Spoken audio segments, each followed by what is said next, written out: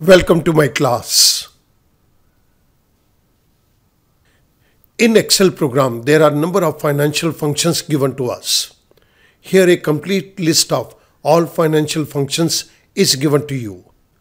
Similarly, there are a number of lookup and reference functions given to us. Here a complete list of all lookup and reference functions is given to you. All functions listed here are discussed in separate video lectures. Let us start. इस particular video lecture के अंदर मैं एक financial function FV schedule function को take up करूंगा. This is the future value schedule function. It will help us to calculate future value with varying interest rates and compound it. It will also calculate the average return on the investment. इस particular Excel sheet के अंदर हमें एक financial function FV schedule दिया गया है. इस FV schedule function की मदद से मैं डिफरेंट इंटरेस्ट रेट के साथ फ्यूचर वैल्यू को कैलकुलेट करूंगा और उसे कंपाउंड भी करूंगा. इसी के साथ साथ मैं इन्वेस्टमेंट के ऊपर एवरेज रिटर्न को भी कैलकुलेट करूंगा. आइएगा स्टार्ट करते हैं.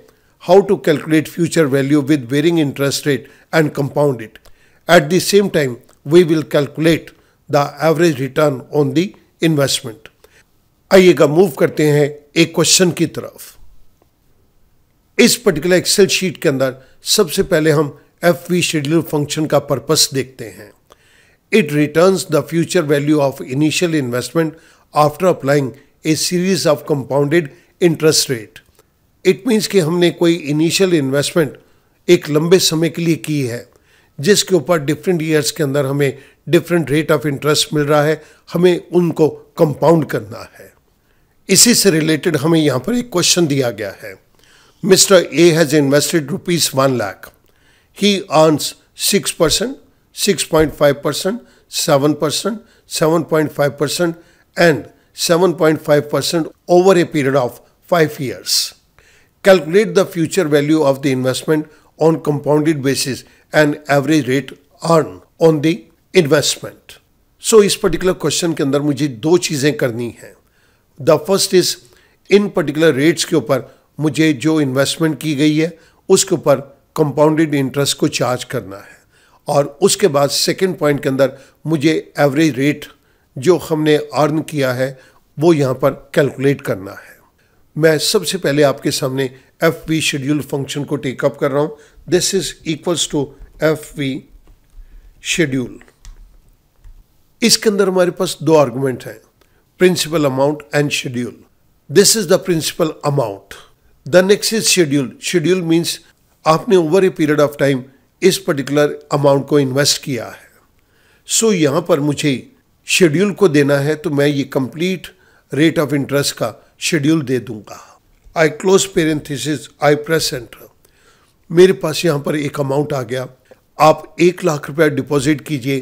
5 साल के बाद in different rate of interest के ऊपर जिनको कि हमने इकट्ठा कंपाउंड कर दिया एक वैल्यू आएगी ₹1,39,590.60.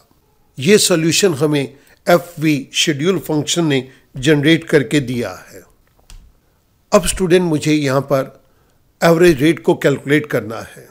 एवरेज रेट को कैलकुलेट करने के लिए मैं रेट के फंक्शन को यहाँ पर यूज़ करूँगा. रेट के फंक्शन के अंदर मुझे एक आर्गुमेंट दिया गया है NPER. इस NPER को कैलकुलेट करने के लिए मैं रोज का फंक्शन यूज़ करूँगा.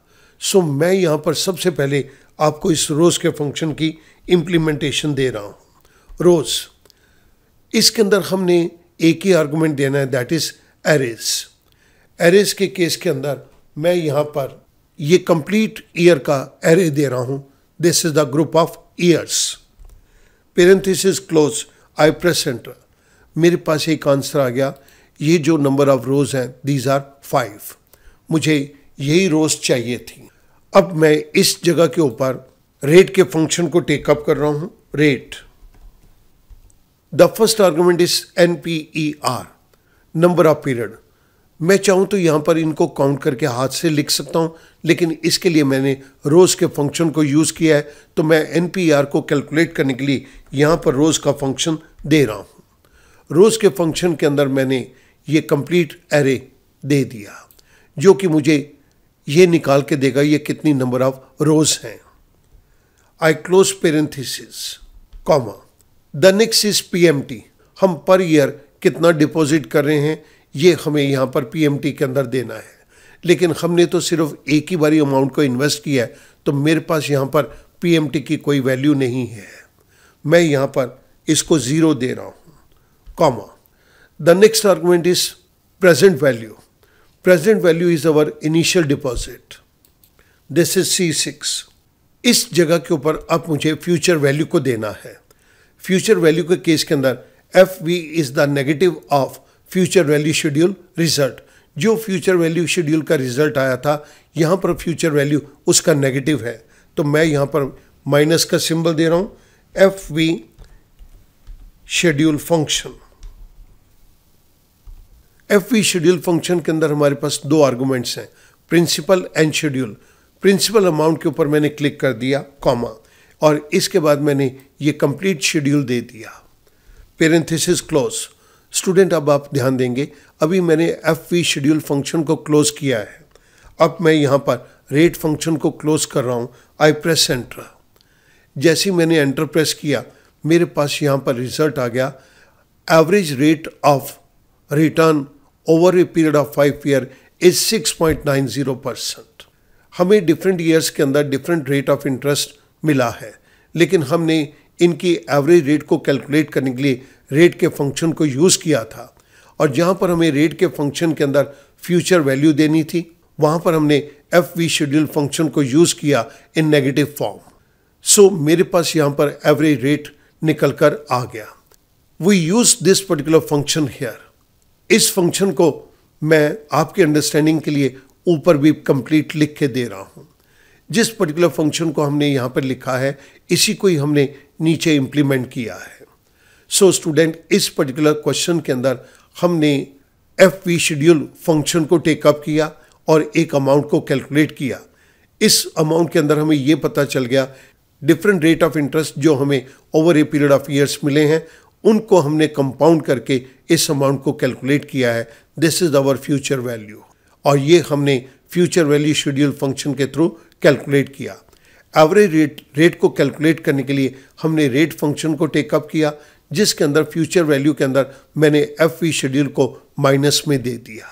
बाकी के 2 आर्गुमेंट टाइप और गेस ये ऑप्शनल थे, हमने इनको अवॉइड किया है। मैं उम्मीद करूंगा इस एग्जाम्पल से आपको 2 चीज़ों को अंडरस्टैंड करने के अंदर बहुत क्लैरिटी मिलेगी। FV शेड्यूल फंक्शन हमें रेट ऑफ इंटरेस्ट को कंपाउंड करके अमाउंट को कैलकुलेट करके देता है, और एवरेज रेट के लिए हमने यहाँ पर रेट फंक्शन को चूज़ किया। I hope that the things will be now very much simple to you. Thank you very much.